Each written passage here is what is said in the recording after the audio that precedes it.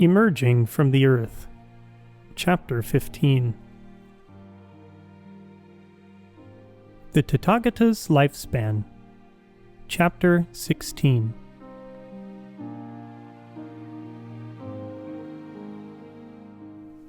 In Chapter 15, Shakyamuni Buddha announces that after his parinirvana, countless bodhisattvas who have been dwelling in the space beneath the Saha world will emerge from the earth to propagate the Dharma Flower Sūtra. The Buddha declares that these are the bodhisattvas whom he taught and guided in the Saha world after he realized Buddhahood.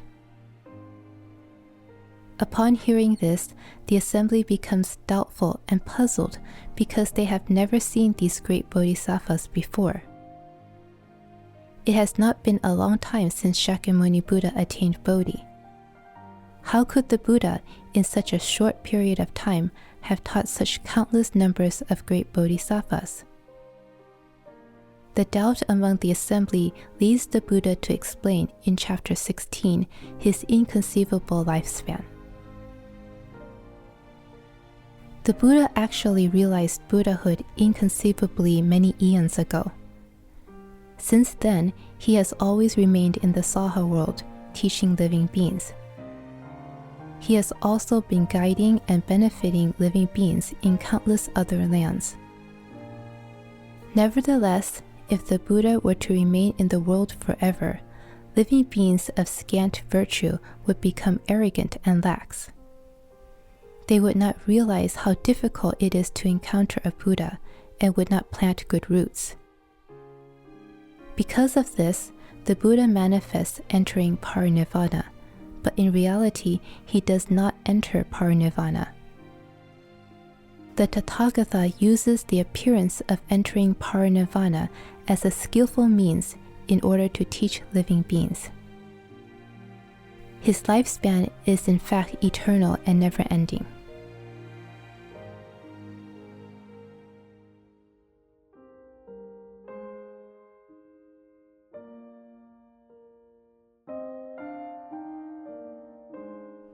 At that time, the bodhisattvas mahasattvas from other lands, in numbers exceeding the grains of sand in 8 Ganges rivers, rose up in the great assembly, made obeisance with palms joined, and said to the Buddha, "World-honored one, please listen to us. After the Buddha's parinirvana, we will diligently protect those in this Saha world who read, recite, write out, and make offerings to this sutra, so that they may teach it far and wide throughout this land." The Buddha then said to the multitude of bodhisattvas mahasattvas, "Hold on. Good men, there is no need for you to protect this sutra." "Why not?" "Within my Saha world are bodhisattvas mahasattvas equal in number to the grains of sand in 60,000 Ganges rivers, each of whom has followers equal in number to the grains of sand in 60,000 Ganges rivers. After my parinirvana, all of them will protect, read, and recite this sutra, and teach it far and wide." Just as the Buddha said this, the lands of the Saha world, the Trikiliocosm, trembled and split open. Countless tens of millions of kotis of bodhisattvas mahasattvas all at once emerged. All of these bodhisattvas possessed golden-hued bodies endowed with the 32 hallmarks and limitless brilliance. They had all been dwelling in the space under the Saha world. On hearing the voice of Shakyamuni Buddha, these bodhisattvas came up from below. Each of these bodhisattvas was a leader who instructed and guided a great multitude, leading followers equal in number to the grains of sand in 60,000 Ganges rivers. Others had followers equal in number to the grains of sand in 50,000, 40,000, 30,000, 20,000, or 10,000 Ganges rivers. Still others had followers equal in number to the grains of sand in 1 Ganges river, or equal in number to 1/2, 1/4, and so on, down to 1 part in 10 million kotis of nayutas of the grains of sand in one Ganges river. Still others had followers numbering in the tens of millions of kotis of nayutas. Still others had followers numbering in the tens of thousands of kotis. Still others had followers numbering 10 million, 1 million, and so on, down to 10,000. Still others had 1,000, 100, and so on, down to 10. Still others had 5, 4, 3, or 2 disciples, down to 1 disciple. Still others came alone, delighting in the practice of living in solitude. Their numbers were countless and limitless, and so could not be determined by resorting to calculation or analogy. Having emerged from the earth, all the bodhisattvas approached the wonderful stupa made of the 7 treasures suspended in space, where Tathagata many treasures and Shakyamuni Buddha were. Arriving there, they bowed with their heads at those 2 Buddhas' feet. They went on to where all the Buddhas were seated on lion thrones beneath jeweled trees, bowed to them, circumambulated them 3 times to the right with their palms joined together reverently, and praised them in various ways used by bodhisattvas. Afterward, they withdrew to one side, gazing joyfully and respectfully at the 2 world-honored ones. From the time the bodhisattvas mahasattvas first emerged from the earth, a period of 50 small eons elapsed while they praised the Buddhas in various ways used by bodhisattvas. During that period, Shakyamuni Buddha remained seated in silence, as did the fourfold assembly. By virtue of the Buddha's spiritual power, the great assembly thought that the period of 50 small eons was only half a day long. At that time, the fourfold assembly, also through the Buddha's spiritual power, saw all the bodhisattvas filling up the space of countless billions of kotis of lands. Among this multitude of bodhisattvas were 4 guiding teachers. The first was named Superior Conduct, the second was named Boundless Conduct, the third was named Pure Conduct, and the fourth was named Steadfast Conduct. These 4 bodhisattvas were the foremost leaders who guided and taught the assembly. At the head of the great multitude, they each joined their palms together, gazed at Shakyamuni Buddha, and inquired after his welfare, saying, "World-honored one, are you in good health and free of worry? Do you practice at ease and with joy? Are those who should be taken across receptive to your teaching? Do they cause you any weariness, world-honored one?" The 4 great bodhisattvas then spoke in verse. "World-honored one, are you happy and at peace, free of worry and illness? In teaching living beings, are you free from weariness? Furthermore, are living beings receptive to being taught? World-honored one, do they cause you any fatigue?" Then the world-honored one, in the midst of the great multitude of bodhisattvas, said, "So it is, so it is. Good men, I, the Tathagata, am peaceful and joyful, free of illness and worry. All the living beings are easy to teach. They do not cause me weariness. Why not? All these living beings, in life after life, have continually received my teachings. They have also planted good roots by revering and honoring the Buddhas of the past. When these living beings first saw me and heard my teachings, they immediately accepted them with faith and realized the Tathagata's wisdom. The only exceptions were those who had previously practiced and studied the lesser vehicle. I now lead even such beings as these to hear this sutra and realize the Buddha's wisdom." At that time, the great bodhisattvas spoke in verse. Good indeed. Good indeed. Great hero, world-honored one, all living beings are easy to teach. They are able to ask about the profound wisdom of the Buddhas. Hearing it, they practice it with faith, and we all respond with joy. Then the world-honored one praised the great Bodhisattva leaders. Good indeed. Good indeed. Good men, it is good that you can rejoice in what the Tathagata is doing. At that time, Maitreya Bodhisattva and bodhisattvas equal in number to the grains of sand in 8,000 Ganges rivers all had this thought. From the distant past until now, we have never seen or heard of this great multitude of bodhisattvas mahasattvas who have emerged from the earth and are standing before the world-honored one with their palms joined, making offerings and inquiring after his welfare. Then Maitreya Bodhisattva Mahasattva, knowing the thoughts in the minds of the bodhisattvas equal in number to the grains of sand in 8,000 Ganges rivers, and wishing as well to resolve his own doubts, faced the Buddha with his palms joined and inquired in verse. These countless tens of millions of kotis of bodhisattvas form a great multitude, such as we have never seen before.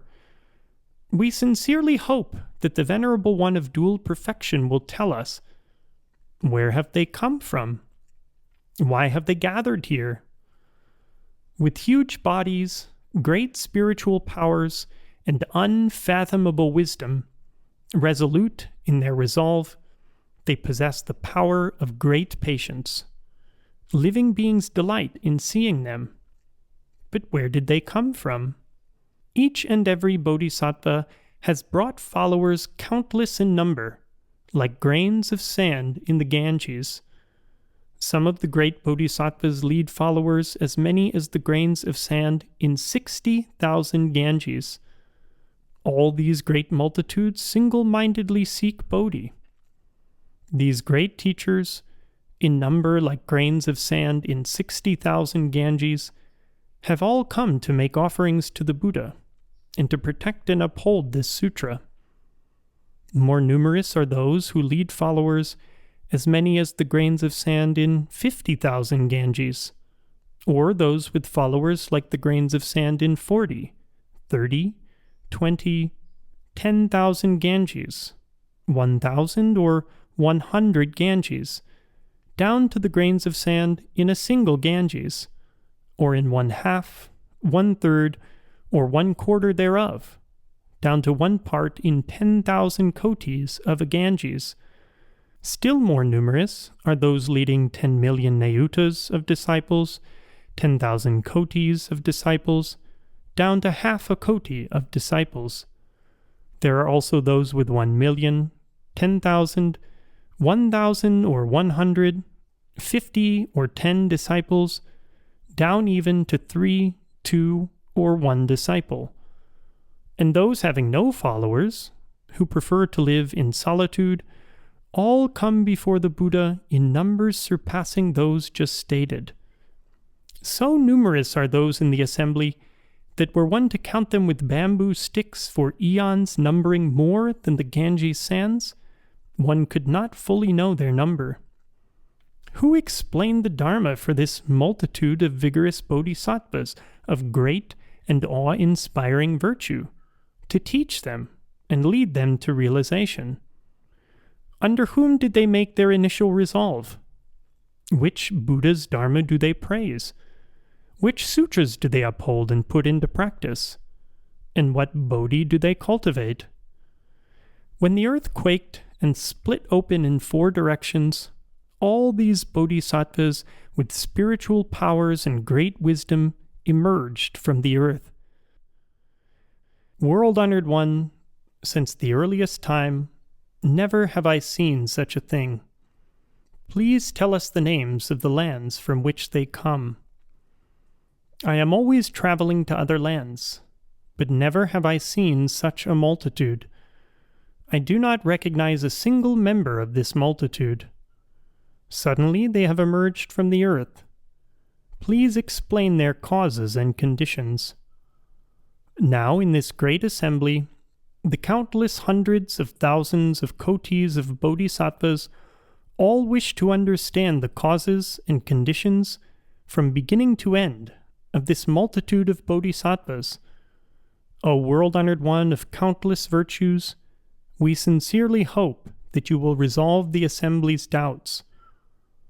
At that time, all the transformation bodies of Shakyamuni Buddha, having come from countless tens of millions of kotis of lands in various directions, were sitting in lotus posture on lion thrones beneath jeweled trees in each of the 8 directions.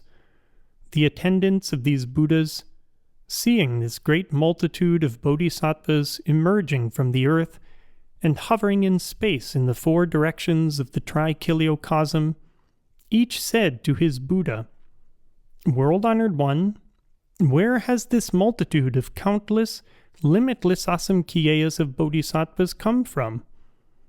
Each Buddha then said to his respective attendant, "All of you good men, just wait a moment. There is a bodhisattva mahasattva named Maitreya, upon whom Shakyamuni Buddha has conferred a prediction that he shall be the next Buddha. He has already inquired about this matter, and the Buddha is about to answer him. You will all hear about it." Shakyamuni Buddha then said to Maitreya Bodhisattva, "Good indeed, good indeed. Ajita, how excellent that you have asked the Buddha about such a great matter. You should all single-mindedly don the armor of vigor and call forth a firm resolve. The Tathagata now wishes to proclaim and reveal the wisdom of all Buddhas, the power of the Buddha's masterful spiritual skills, the power of the Buddha's swift, lion-like strength and spirit, and the power of the Buddha's awe-inspiring, mighty authority." At that time the world-honored one, wishing to restate his meaning, spoke in verse, "Be vigorous and attentive, for I wish to speak about this matter. Hold no doubts or regrets. The wisdom of the Buddhas is inconceivable. Bring forth the power of faith. Abide in the goodness of patience. All of you are now about to hear Dharma that has never been heard before. Be reassured. Have no fear or doubt. The Buddhas never speak falsely. Their wisdom cannot be fathomed. That foremost Dharma they have attained is extremely profound, beyond discernment. Now it is time to teach it, and you should listen attentively." The world-honored one, having spoken this verse, then said to Maitreya Bodhisattva, "In this great assembly, I now declare to all of you, Ajita, these countless, numberless asamkhiyas of great bodhisattvas mahasattvas who have emerged from the earth and whom you have never seen before are those whom I taught and guided in this Saha world after I attained Anuttara Samyak Sambodhi. I tempered their minds and inspired them to bring forth the resolve for Bodhi. All of these bodhisattvas live in the space beneath the Saha world. They read, recite, and thoroughly understand all the sutras, ponder their meanings in detail, and are properly mindful of them.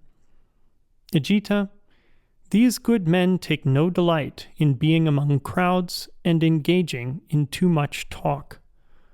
They always enjoy living in quiet places, where they practice with diligence and vigor, never resting. They reside with neither people nor gods. They always delight in deep wisdom and encounter no hindrances. They also always delight in the Dharma of all Buddhas. With single-minded vigor, they seek supreme wisdom." At that time, the world-honored one, wishing to restate his meaning, spoke in verse, "Ajita, you should know that for countless eons all these great bodhisattvas have cultivated the Buddha's wisdom, I taught them all, and inspired them to bring forth the Bodhi resolve. They are all my disciples. Residing in the space beneath this world, they always engage in dutta practices. They delight in quiet places, avoid the bustle of crowds, and take no delight in talking. Disciples such as these study and practice my path and Dharma, vigorous both day and night in their quest for Buddhahood. They dwell in the space beneath this Saha world. Steadfast in their resolve and will, they diligently seek wisdom. They teach various wonderful dharmas with no fear in their hearts. In the city of Gaya, sitting beneath the Bodhi tree, I realized the foremost perfect awakening and turned the supreme Dharma wheel. Only then did I teach them, leading them to bring forth the Bodhi resolve. Now they are irreversible in their resolve, and shall all become Buddhas. I now reveal the truth. You should believe it wholeheartedly. For endless eons, I have been teaching these multitudes. At that time, Maitreya Bodhisattva Mahasattva and countless bodhisattvas became doubtful and confused. Puzzling over this unprecedented occurrence, they thought, how could the world-honored one, in such a short span of time, have taught such countless, limitless asamkhiyas of great bodhisattvas, leading them to abide in Anuttara Samyak Sambodhi? Then they said to the Buddha, World-honored one, when you were a crown prince, you left the palace of the Shakya clan and went to your site of awakening not far from the city of Gaya, where you attained Anuttara Samyak Sambodhi. From that time until today, only 40-some years have elapsed. World-honored one, how, in such a short span of time, could you have done such extensive Buddha work, using your mighty power and merit to teach these countless multitudes of great bodhisattvas, so that they could realize Anuttara Samyak Sambodhi? World-honored one, if a person were to try to count these multitudes of great bodhisattvas throughout tens of millions of kotis of eons, he would never finish or determine their total number. For a very long time, in the presence of countless, limitless Buddhas, they have been planting good roots in order to perfect the bodhisattva path, and they constantly cultivate pure conduct. World-honored one, a matter such as this is hard for the world to believe. It is as if a 25-year-old man with a fine complexion and shiny black hair pointed to men who were 100 years old and said, "These are my sons."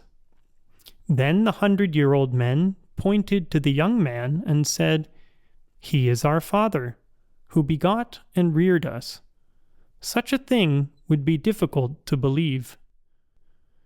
The Buddha is also like this. It has not been long, really, since he attained Bodhi. Nonetheless, these great multitudes of bodhisattvas, throughout countless tens of millions of kotis of eons, have already practiced with diligence and vigor in their quest for Buddhahood. They are able to skillfully enter, emerge from, and abide in countless billions of kotis of samadhis.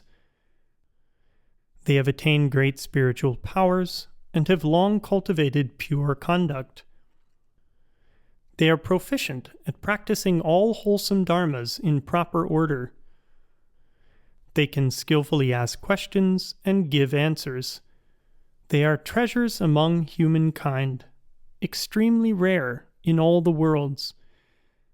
Yet just now the world-honored one said that after attaining Buddhahood, he inspired them to bring forth their first resolve. By teaching, instructing, and guiding them, he led them to strive for Anuttara Samyak Sambodhi. It has not been long since the world-honored one attained Buddhahood. So how has he been able to do these great, meritorious deeds? We believe that the Buddha always teaches appropriately, that the Buddha's words are always true, and that the Buddha's understanding is complete, thorough, and penetrating. However, after the Buddha's parinirvana, if newly resolved bodhisattvas were to hear these words, they might not believe or accept them, and might thereby create offenses by disparaging the Dharma.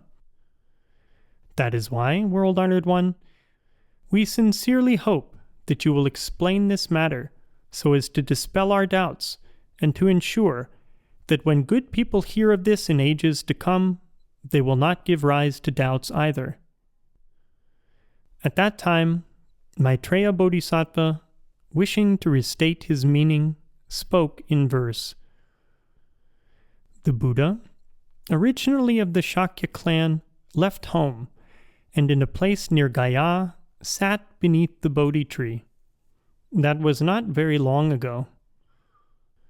All these disciples of the Buddha, incalculable in their number, having long practiced the Buddha's path, are steadfast in spiritual powers, proficient in studying the Bodhisattva path. They are not defiled by worldly phenomena. Like lotuses floating on water, they emerge from the earth. All bring forth reverent hearts as they come before the World-Honored One. Such a thing is difficult to conceive. How can it be believed? The Buddha only recently realized Buddhahood, yet his accomplishments are immense. Please dispel the doubts of the assembly and explain in detail how this can be. It is as if a strong young man, only 25 years of age, pointed to his 100-year-old sons, with their white hair and wrinkled faces, and said, "These are my begotten sons." And the sons confirmed this, saying, "He is our father." The whole world would have trouble believing that a father so young could have sons so old. The World-Honored One is also like this. He has only recently attained Bodhi. On the other hand, all these bodhisattvas of firm resolve, neither fearful nor weak, have cultivated the bodhisattva path over the course of countless eons. With fearless hearts, they cleverly answer difficult questions.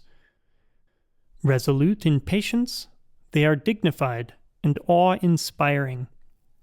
Praised by the Buddhas of the 10 directions, they excel at explaining the teachings in detail. They do not enjoy being in crowds, but constantly delight in meditative concentration. Wishing to seek Buddhahood, they dwell in the space below. Hearing it from the Buddha, we have no doubts about this matter, but we hope that the Buddha will explain it so that those in ages yet to come will understand. For if they were to become skeptical and fail to believe this sutra, they would thereupon fall into the lower realms. We hope that you will now explain this for their sake. How have you, in such a short period of time, taught these countless bodhisattvas, guiding them to bring forth the resolve and to remain steadfast on the ground of irreversibility?